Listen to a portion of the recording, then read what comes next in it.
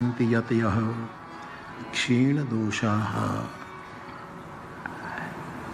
આ મંત્ર જેટલો ભગવાન કૃષ્ણને લાગુ પડે છે એટલો કદાચ કોઈ વિગ્રહને લાગુ નથી પડતો. કૃષ્ણ ચરિત્રનું દર્શન કરવા જઈએ તો સત્યેન આ મંત્ર કૃષ્ણની સાથે લગાડવામાં થોડુંક વિચાર પણ આવે. મેં વારંવાર કહ્યું છે કે કૃષ્ણના ઉપર આક્ષેપ છે કે બોલીને ફરી જાય છે. એમણે જૂઠ કહ્યું, જૂઠ કહેવડાવ્યું, આવા બધા જ આરોપો એમના ઉપર છે. પરંતુ હંમેશા કહેવાયું કે કૃષ્ણ સ્વયં પરમ સત્ય છે. એ જે કહે, જે વિચારે, જે કરે એ જ સત્ય છે, બીજું નહીં.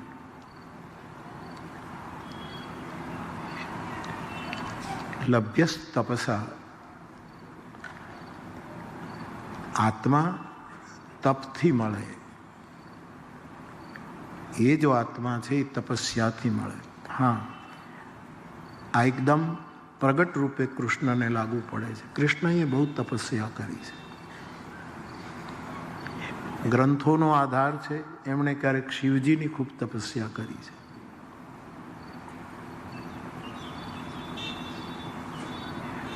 ક્યારેક અર્જુન માટે પણ તપસ્યા કરી છે. બહુ જ તપ કર્યું છે. મહાપુરુષનું એક લક્ષણ છે બાપ, જે બીજાને માટે તપ કરે. મારું જે થવું એ થાય પણ બીજાનું પતન ન થાય એટલા માટે બીજા માટે જે તપ કરે એ મહત પદનો એક લક્ષણ છે. કૃષ્ણએ બહુ કર્યું. આજે રાજાધિરાજ તરીકે, યદ્યપિ અહીંયાના રાજા પણ નથી, છતાંય દ્વારકાધીશ કહેવાય. રાજ્ય તો ઉગ્રસેનને આપ્યું છે, પણ છતાંય રાજાધિરાજ તરીકે આપણે પૂજીએ છીએ. કાલનું અમે દર્શન કર્યું, કેટલું અમે બેઠા દર્શનમાં. વીરપુર જલારામ બાપા, એમની ગઈકાલે પુણ્યતિથિ હતી અને વીરપુર બાપાએ મનોરથ કરેલો કે દ્વારકાધીશને રાજભોગ અથવા તો વિશેષ ભોગનું આયોજન હતું. કાલે અમે દર્શન કર્યા, બહુ આનંદ આવ્યો. એ જે ઠાઠ છે, પણ એ ઠાઠની અંદર એક બહુ જ મોટું તપ પડ્યું છે. આપણે તો એમ કહેવાય છે તપેશ્રી વોહી રાજેશ્રી. જે તપશ્રી છે એ જ રાજર્ષિ થઈ શકે. આનંદ આવ્યો. અમારા પૂજની પૂજારીગણ, સમગ્ર બ્રાહ્મણ કુળ અહીંનું બહુ વ્યાસપીઠને સદભાવના આપે છે, આદર આપે છે. એ સદભાગ્ય છે. બધાએ બહુ ધામધૂમથી ઉત્સવ ઉજવ્યો. પણ તમને ગમે એવી એક વાત કહી દઉં વચ્ચે, કે આ પ્રસંગે આરતી થઈ ત્યારે પૂજનીય અને પ્રિય અમારે પૂજારી શ્રી, કહી દઉં,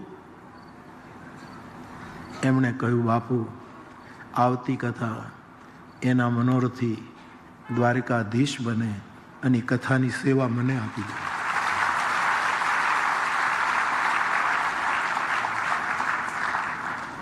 અમારો આખો બ્રાહ્મણ સમાજ આશીર્વાદ આપશે અને નિમિત્ત અમને બનાવો. આમ તો મેં દ્વારકાધીશ શારદા પીઠની બરવાળા અસ્પતાલ માટે આ ઘોષણા કરી ત્યારથી ઘણાય ફોનો આવવા માંડ્યા કે એ કથા અમને આપો, અમને નિમિત્ત બનાવો. પરંતુ દ્વારિકાધીશ મારી કથાનો મનોરથી બનતો હોય તો પછી, અને મારો બ્રાહ્મણ દેવતા મારી પાસે જો આ માંગ કરતો હોય, દીધી કથા હવે 2 વર્ષ 2.5 વર્ષ જે આપને મને અને ખાસ તો મારા મનોરથીને જે અનુકૂળ હોય, દ્વારકાધીશને જે અનુકૂળ હોય, ત્યારે વળી પાછા અહીંયા આવશું. બાપ,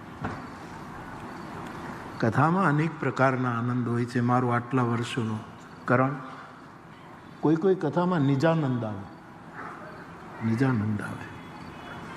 કોઈ કથા ગુરુ કૃપાથી, ગ્રંથ કૃપાથી એટલી ઊંચાઈ પકડે કે વક્તાને અને કદાચ થોડાક શ્રોતાઓને પણ બ્રહ્માનંદ આવે.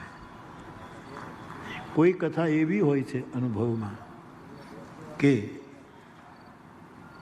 સચ્ચિદાનંદ આવે. કોઈ કથા એવી હોય, આ બધા મારા અનુભવ છે, પરાનંદ આવે. કોઈ કથા એવી હોય છે કે જેમાં નિજાનંદ આવે, પરમાનંદ આવે. દ્વારકાની કથામાં પ્રેમાનંદ આવે. એવો મારો અનુભવ છે. એટલે અહીંયા આવવું ગમે. અને દ્વારકાધીશ મનોરથી બને. અને દાદાને મેં કીધું કે દાદા, આપની પાસે હું આટલો ખર્ચ ન કરાવી શકું. કે નહીં બાપુ, આની આરતી ઉતારી છે, એની જવાબદારી છે, એ બધું કરે. બ્રાહ્મણત્વ કેટલું ઉદાર હોય છે. એમાંય દ્વારકાનું બ્રાહ્મણત્વ, જેને દ્વારકાધીશને સેવ્યો છે. હું બહુ રાજી થયો. અને એના ચરણમાં બેઠા હતા અને માંગણી કરી, પછી ના પણ કેમ પડાય. એટલે દ્વારકાના તમામ બ્રાહ્મણ દેવતાઓ આશીર્વાદ આપે કે દ્વારકાધીશે મનોરથ કર્યો છે, એ તમારા આશીર્વાદથી દ્વારકાધીશનો મનોરથ સફળ થાય. એટલે પાછા આવશું ને, અહીંયા ભેગા થઈશું ને.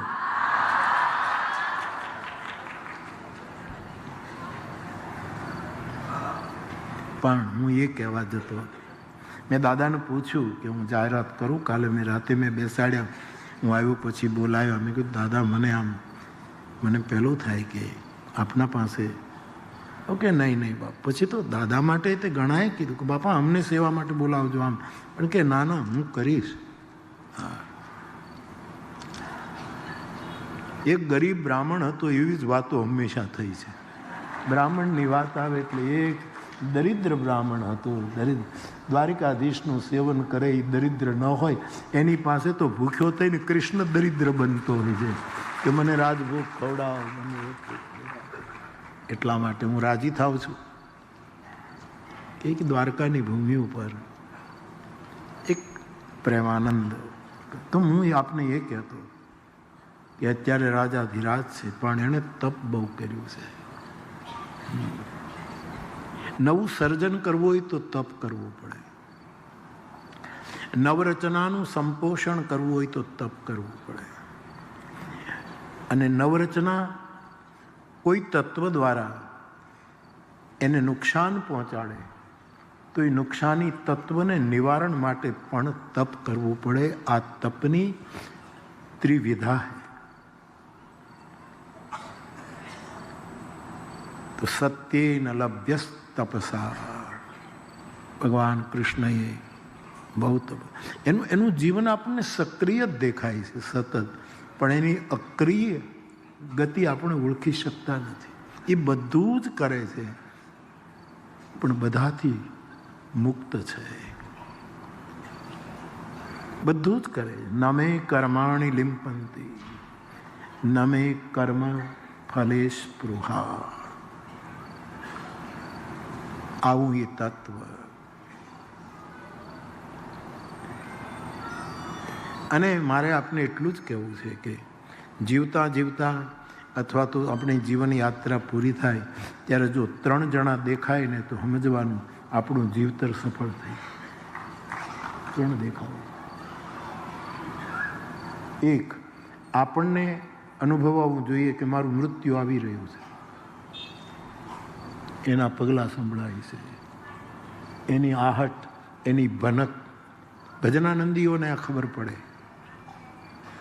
આ ખબર આપણે તો સંસારી જીવ, આપણને ખ્યાલ ના આવે, પણ ભજનાનંદીઓને ખબર પડે. પણ ભજનાનંદી કેવો કોને? કરણભાઈએ મને સારી વાત કરી કે બાપુ, કાનદાસ બાપુ, કાલે હું એમની સમાધિએ પણ ગયો. કાનદાસ બાપુની પાસે હું ગયો એટલે કે કેમ કરણ મોડો આવ્યો? તો કે હું બુદ્ધ ચરિત્ર વાંચતો હતો. એવું કહ્યું? બુદ્ધનું ચરિત્ર વાંચતો હતો. મને બહુ ગમ્યું એટલા માટે કે એમાં શું લખ્યું છે વાલા? તો કે ભગવાન બુદ્ધે એકનું મૃત્યુ જોયું અને એને વૈરાગ્ય આવ્યું. નહીં બીમાર જોયો, મૃતક જોયો, આ બધું એમણે જોયું. વૃદ્ધને જોયો અને બુદ્ધને વૈરાગ્ય આવ્યું. એ આપણે જાણીએ છીએ, પાઠ્યપુસ્તકોમાં પણ આવતું હતું. પણ આ કાનદાસ બાપુ એણે ભજનને બરાબર સેવ્યું હતું. એ કલાકાર નહોતો, એ સાધક હતો, કલાકાર નહોતો. મારું જે નિરીક્ષણ છે, જે રીતે કાનદાસ બાપુને જોયા છે, આપણે એક અંજલિ આપી દો. એનું દર્શન તમે જુઓ. એમણે એમ કહ્યું, પાલા એણે એમ કહ્યું, બેટા કે કરણ એ જે મરી ગયો હશે ને એ વૈરાગી હોવો જોઈએ. આ નિરીક્ષણ છે, આ સૂક્ષ્મ દ્રષ્ટિ છે. અને હું તરત એગ્રી થયો કે આ વાત બિલકુલ બરાબર છે. વૈરાગી મૃત્યુ પામ્યો હોય એના મરણનું દર્શન કરીને જ વૈરાગ આવે એ વગર. અને જીવનનું દર્શન થાય તો શું કહેવાનું? મારે આપને એ કહેવું છે કે ત્રણના જો દર્શન ભજનાનંદીઓને થાય છે. એક, પૂજા અવસાને રાવણ કહે છે, પૂજા અવસાને દેહાવસાને ઇદમેવ જ્ઞેયમ, સુખાવસાને ઇદમેવ સારમ, દુઃખાવસાને ઇદમેવ જ્ઞેયમ, દેહાવસાને ઇદમેવ જાપ્યમ, ગોવિંદ દામોદર માધવેતી. પણ ત્રણ વસ્તુ, અને આ કર્ણના જીવનમાં દેખાણું છે એટલે કહું છું. કર્ણ રથનું પૈડું બહાર કાઢે છે. જે બ્રહ્માસ્ત્રને રોજ ધૂપ કરી, ચંદન કરી, આરતી ઉતારીને સેવતો હતો, પરશુરામ દત્ત બ્રહ્માસ્ત્ર,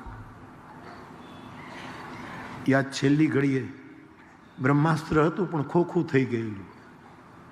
કારણ કે પરશુરામે કહેલું, છેલ્લી ઘડીએ યોગ્ય સમયે તું ભૂલી જઈશ તારી વિદ્યા. હાથમાં ખોખું પકડ્યું હતું ને એક હાથમાં રથનું પૈડું પકડ્યું.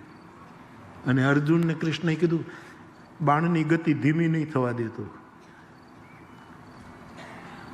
તું બાણનો પ્રહાર કર્યા કર. અને કર્ણ એમ કહે કે અર્જુન, આ ક્ષત્રિય ધર્મથી વિરુદ્ધ છે. એક તો હું રથમાં નથી, રથનું ચક્ર બહાર કાઢી રહ્યો છું. કોઈને ખબર નથી મનમાં. મને ખબર છે કે બ્રહ્માસ્ત્ર છે પણ હવે ખોખું છે. ગુરુના શાપને લીધે એ કામ કરે એમ નથી. નહીં તો અહીંયા એક હાથે પૈડું કાઢું ને એક હાથે તને હમણાં ઉડાડી મૂકવું, પણ લાચાર છું.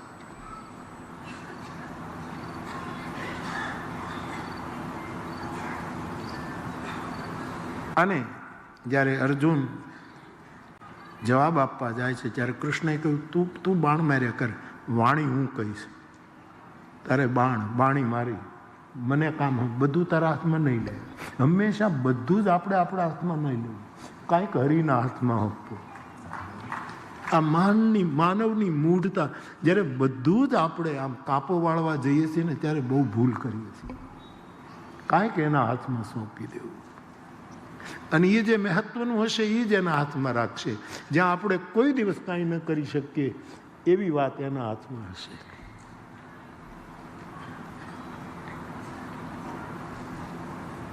અને કહ્યું કે ક્ષત્રિયનો ધર્મ, યુદ્ધનો ધર્મ, આ બધું તું અત્યારે કર્ણ યાદ કરે. લાક્ષાગ્રહની યોજનામાં તું સંમત હતો? પૈડું ખેંચે બ્રહ્માસ્ત્રનું ખોખું હાથમાં. લાક્ષાગૃહની યોજનામાં તારી સંમતિ હતી? હા કે ના? એ વખતે તારો ધર્મ ક્યાં ગયો હતો? આટલા વર્ષો વનવાસ ભોગવ્યા પાંડવોએ, અને વનમાં પણ એને દુઃખી કરવા માટે જે જે કૌરવ પક્ષે યુક્તિ પ્રયુક્તિ થઈ, એમાં તારી સંમતિ હતી? માથું હલાવ્યું. ત્યારે ધર્મ ક્યાં ગયો હતો? કુરુકુળની એક પુત્ર વધુ, પાંડુ કુળની એક પુત્ર વધુ નિર્વસ્ત્ર કરવામાં આવે ત્યારે તું શું બોલ્યો હતો? હું નહીં બોલી શકું, તું જ યાદ કર તારા શબ્દોને. ત્યારે તારો ધર્મ ક્યાં હતો? કુંતી એક મા તરીકે કગળાટ કરતી હતી, ભૂલ કબૂલ કરતી હતી કે મારી ભૂલ થઈ દીકરા. શંકરાચાર્ય તો કહે છે કુપુત્રો જાયેત ક્વચિદપી કુમાતા ન ભવતી. અહીંયા તો ઉલટું કહેવું પડે. કુમાતા જાયેત કદીપતિ પુત્રો ન ભવતી, એવું કરવું પડે. હું કુમાતા થઈ ગઈ એવું કરગરાટ કરતી હતી. ત્યારે ગમે તેવો રોષ હોય તો પણ તારી ફરજ નહોતી. એ વખતે તારો પુત્ર ધર્મ ક્યાં ગયો? એણે માતૃધર્મ ન બજાવ્યો, ચાલો, તારો પુત્ર ધર્મ ક્યાં ગયો? છે જવાબ? અનેક પ્રશ્નો પૂછે. સૂર્યનો દીકરો થઈ અને અંધારાને મદદ કરી, આ કયો ધર્મ હતો? તું સૂર્યપુત્ર અને અંધારું એટલે ધૃતરાષ્ટ્ર. એ અંધારાને તે પ્રેમ કર્યો, એને મિત્ર. આ કયો ધર્મ?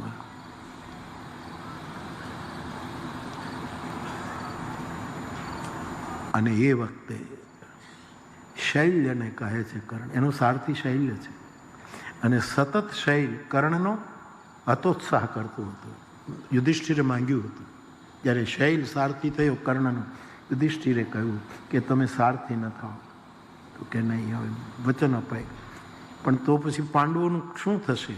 કે હું એક કામ કરીશ, કર્ણ ગમે તેવું લડશે ને તો એ કડવા વાક્ય કહી, કાગડો કાગડો કહીશ. કાગડો? કર્ણને કાગડો કહ્યો છે.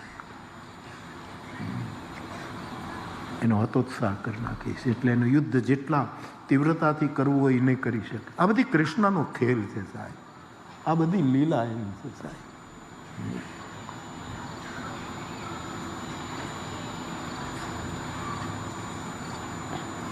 હતોત્સાહ કરે છે. એમાં અચાનક વિદ્યા તો ગઈ,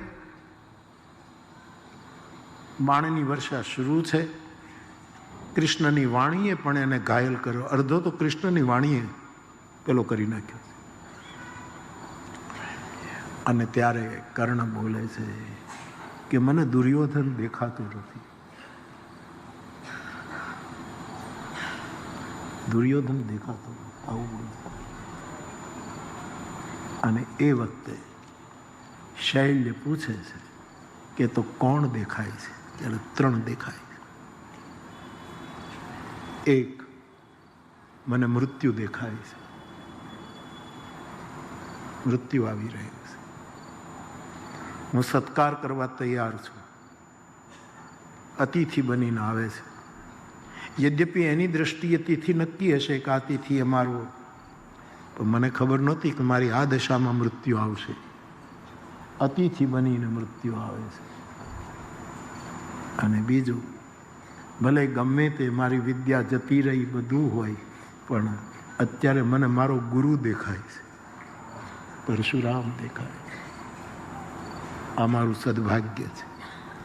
અને અને અને મને પ્રત્યક્ષ યોગેશ્વર કૃષ્ણ દેખાય છે.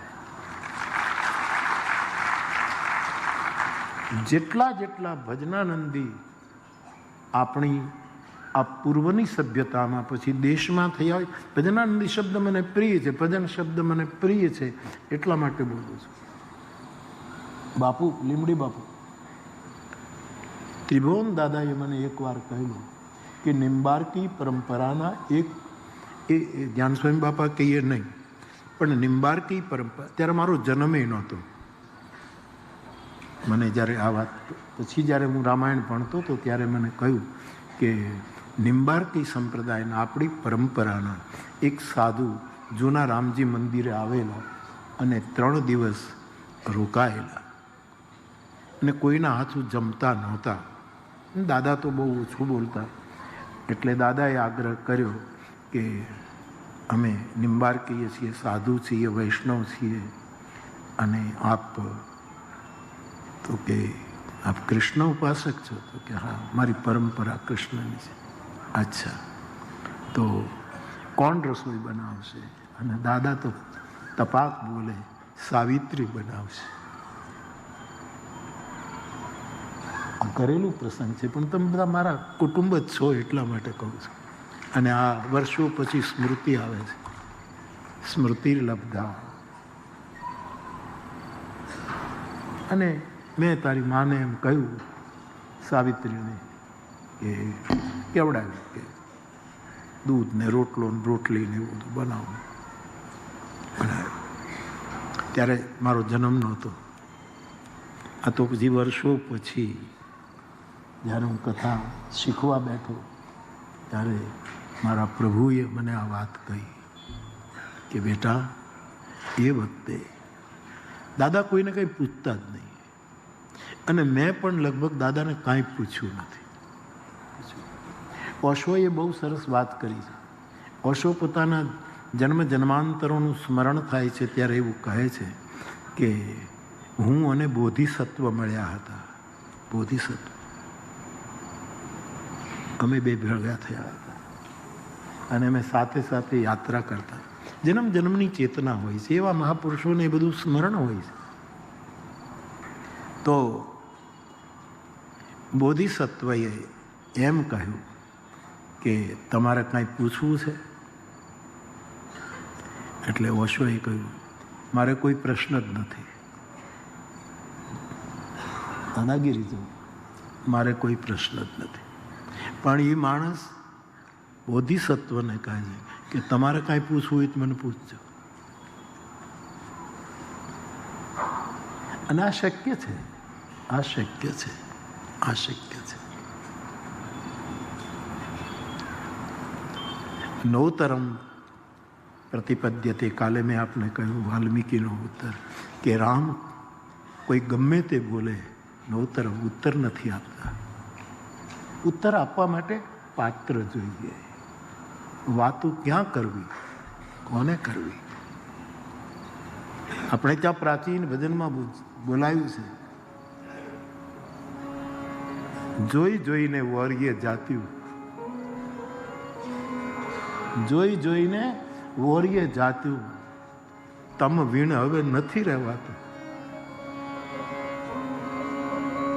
ઉધો યા બ્રજ કી દશા વિસાર, કૃષ્ણ ગીતાવલી. તાપ આ છે. ઉદ્ધવ, થોડા વ્રજની દશાનો વિચાર કર પહેલા, પછી તારી યોગ સિદ્ધિની મંડાણ કર મારી પાસે.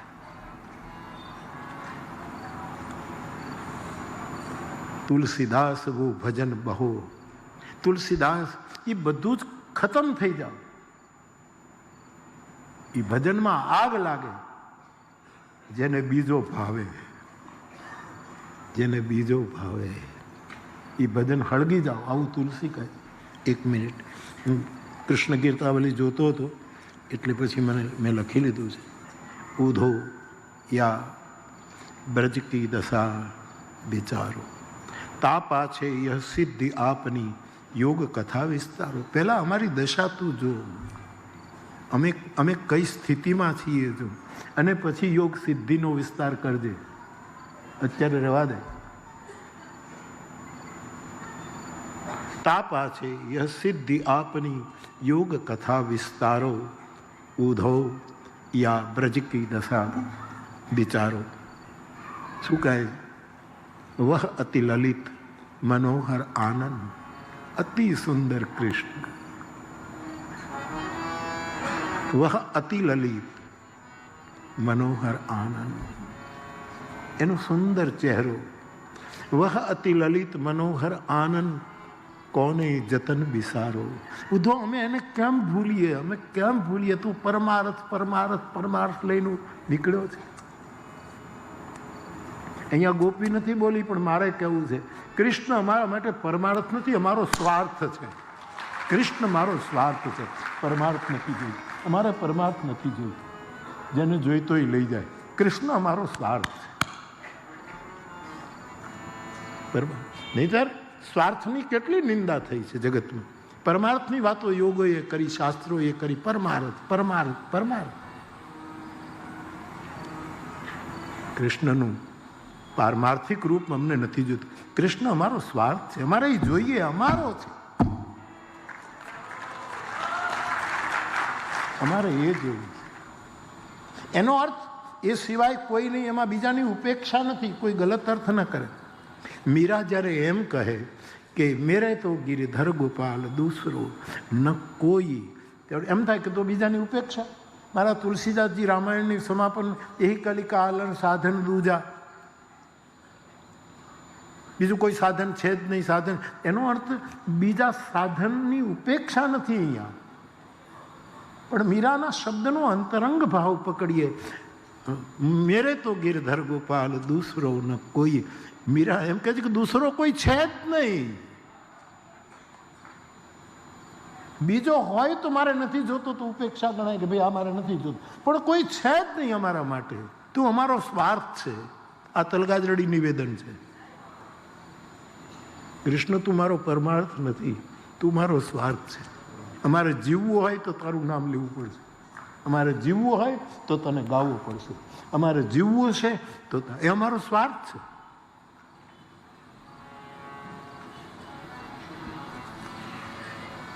તાપા છે યહ સિદ્ધિ આપની યોગ કથા વિસ્તારો, ઉધો યા બ્રજ કી દશા વિચાર. કૃષ્ણ ગીતાવલીના તુલસીદાસજીના વિરહના પદો, ભ્રમર ગીતના પદો જ્યારે છઠ પદ કહીને જે તુલસી કૃષ્ણ ગીતાવલીમાં લખે છે, એ વખતે કૃષ્ણ વિરહમાં લખાયેલા કેટલાય સૂરદાસ આદિ બધા મહાપુરુષોના પદોની આમ કોણ ઊંચું કોણ નીચું નહીં, પણ બધા એક સાથે એક જ વાત કરતા હોય એવું અનુભવાય છે.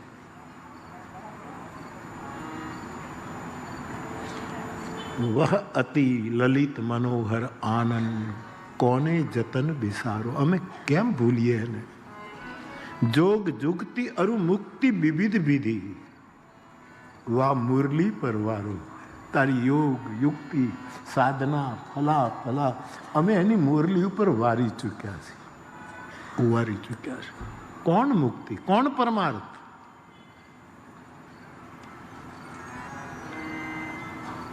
કોણ જતન બિસારો, જોગ જુગતી અરુ મુક્તિ વિવિધ વિધિ, વા મુરલી પર વારો. બડી પ્યારી પંક્તિ કહે છે, જેહી ઉર બસત શ્યામ સુંદર ઘન. જેના હૃદયમાં દ્વારિકાધીશ વસતો હોય. જેહી ઉર બસત શ્યામ સુંદર ઘન, તેહી નિર્ગુણ કસ ભાવે. એને નિર્ગુણ કેમ ગમે? એ મોરપીછને ન જુએ તો મૂર્છિત થઈ જાય. મોરપીછને ન જુએ તો એ માણસ મૂર્છિત. એને બીજો કેમ ગમે?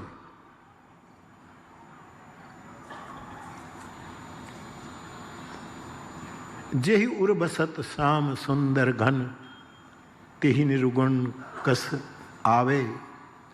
તુલસીદાસ સો ભજન ભાવ. એ ભજનને ફેંકી દો, હળગાવી દો. જાહી દૂસરો ભાવે. જેને બીજો ગમે એ ભજન. ભજન એટલે પછી બીજું કોઈ છે જ નહીં. ગમા અણગમાની વાત મૂકી દો, કોઈ રહેતું જ નથી.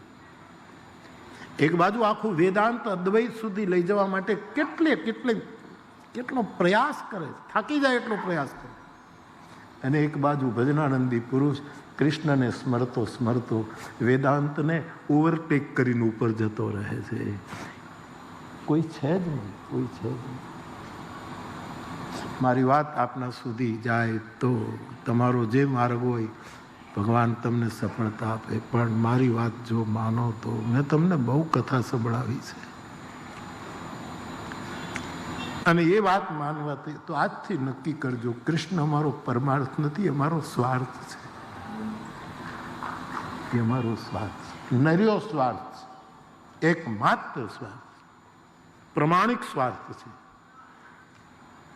આ સિવાય મને કંઈ ના જોઈએ. હું આપને એ કહેતો કે ભજનાનંદી માણસોના આવા અનુભવો હોય છે દુનિયામાં ગમે ત્યાં. એટલે ઓશો કહે કે બુદ્ધિસત્વને મેં એમ કહ્યું કે મારે કાંઈ પૂછવાનું નથી, તમારે કાંઈ પૂછવું હોય તો પૂછજો, મારે પૂછવું નથી. આવી એણે પોતે પોતાની વાત કહી છે, અને ડાઉટ કરવાનું કોઈ કારણ નથી. થયું હોય કે ન હોય, પણ આપણને ગમે છે, એમાં આપણે શું કામ વચ્ચે કાંઈ ચંચુપાત કરીએ. બુદ્ધ પુરુષોના અનુભવો એને આપણે કળી નથી શકતા, નથી સમજી શકતા, બહુ જ કઠિન છે. હું આપને એ કહેવા જતો હતો કે દાદાએ કોઈને કંઈ પૂછ્યું નથી, કોઈ દિવસ કંઈ પૂછ્યું નથી, અને મેં પણ ક્યારેય કાંઈ પૂછ્યું નહીં, કારણ કે અનરાધાર વર્ષે મન મગન ભયો અબ ક્યાં બોલે.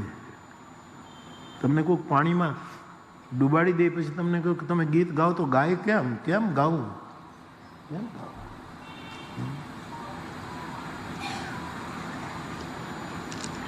પણ અમારી નિંબાર્કી પરંપરાના સાધુનો અનુભવ દાદાએ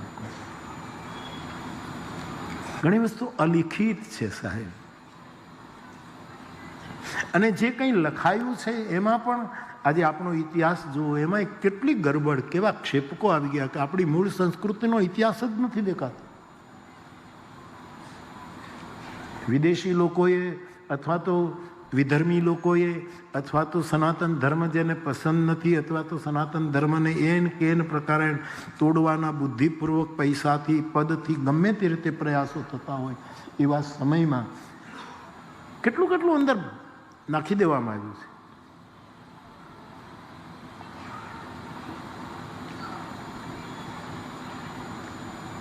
અને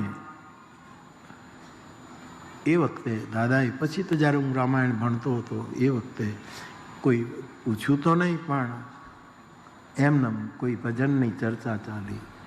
તુલસીદાસજીની એક ચોપાઈ છે, આ ચોપાઈ મને હવે સ્મરણ થાય, આ ચોપાઈ ચાલતી હતી એમ જ સંદર્ભમાં ત્યારે આ વાત નીકળી છે. ઉમારામ સુભાવ જેહી જાના.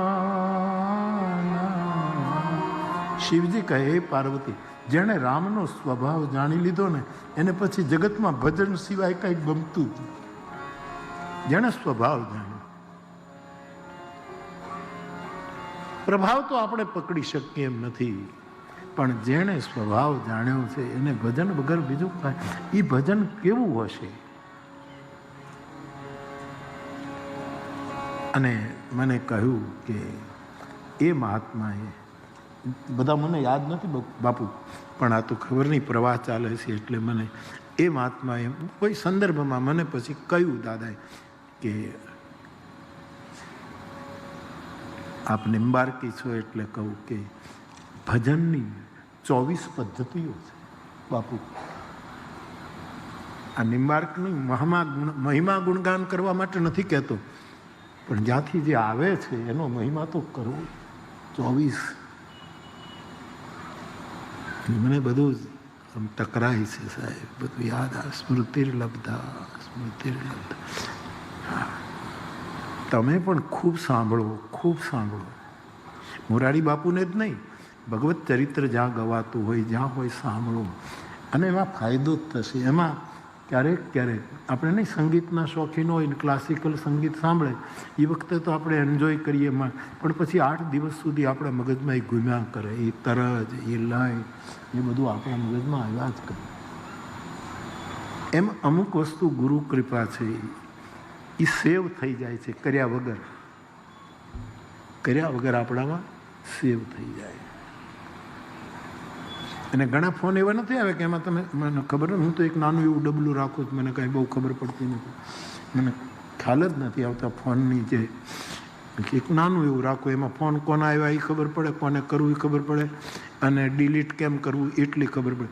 બાકી એમાં તમારી પાસે જે ફોનની સમૃદ્ધિ છે એમાં હું ગરીબ છું, ખરેખર નથી, મને ખબર જ નથી. પણ એમ ઘણા કહે છે ને કે ભાઈ એમાં સેવ કર્યું હોય અને એમ ખાલી વાણી બોલો ત્યાં એ ખુલી જાય, આમ ટચ કરો તો ખુલી જાય, એવું બધા કહે છે. એ તો મોબાઈલનું છે. પણ મહત્પાદ રજોભિષેકમ ભાગવતમાં લખ્યું છે, મોટાના ચરણનો રજનો જેને અભિષેક થયો હોય સાહેબ, એને એ સ્મૃતિ આપે, એ ટચ કરે એટલે બધું ઉઘડવા માંડે, ખુલવા માંડે. એ પ્રાસાદિક હોય છે, પ્રયાસ નથી હોતો. જેટલું પ્રયાસથી થાય એમાં થાકી જવાય. પ્રસાદ આપણે રસોઈ કરવી પડે, રોટલી વણવી પડે, મને ગાંઠિયાનું શાક કરતા આવડતું એટલા માટે કહું છું. ગાંઠિયાનું શાક હવે નહીં, રોટલી કરતા આવડે, ગાંઠિયાનું શાક કરતા આવડે, એવું મને આવડતું હતું. ચાય બનાવતા આવડે, પણ હવે નહીં. એમાં થાકી જઈએ. પણ દ્વારકાધીશનો સીધો રાજભોગ આવીને ઊભો રહે તો ક્યાંય થાકવાનું, સીધો ભોગ. હું અહીંથી જાઉં, દાદા લઈ આવે રાજભોગ રોજ. હમણાં તો ઝપટ બોલાવી છે. હું બપોરે આટલું ખાઈ શકું કોઈ દિવસ? સવાલ જ નથી. હું મને કહું, મોરારી બાપુ તમારું પેટ કેવડું અને આમ રાજભોગ કેવડો, તો પ્રસાદ છે, એમાં થકાતું નથી. પ્રયાસ. ગુરુ કૃપા ગુપત પ્રગટ જહાજી 24 વિધા બતાવી બાપુ. જેટલું સ્મરણમાં અત્યારે આવી રહ્યું છે એ કહું છું. ભજનની 24 વિધાઓ કેટલું સ્મરણમાં આવશે કહું, કોશિશ કરું, ટ્રાય કરું. ત્યાંથી અટકી જાઉં, ત્યાંથી પછી વળી ધારા ચાલશે ત્યારે, બાકી નહીં ચાલે. એમ તો ટાંકી ભરેલી છે એટલે નળમાંથી નીકળશે જ. ટાંકી ખાલી હોય તો પછી ફોર્સ ઓછો થઈ જાય. અને આપણી ટાંકી આપણો બુદ્ધ પુરુષ છે, આપણો બાપ છે, આપણો ગુરુ છે, એ સિવાય કોણ છે?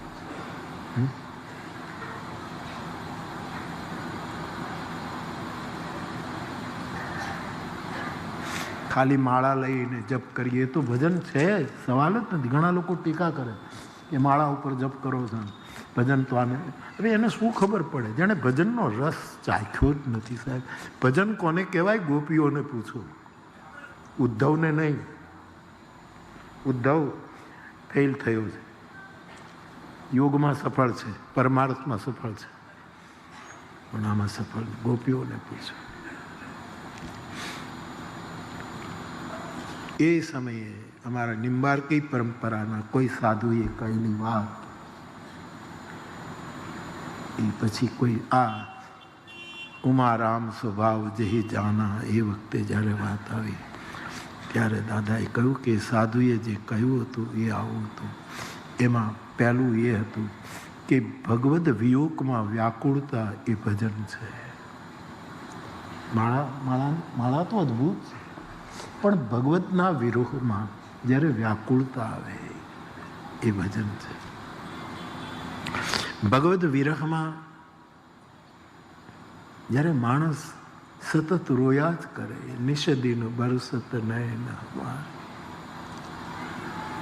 સદા રહત પાવસ ऋतु हम पर, जब से श्याम सिधारे.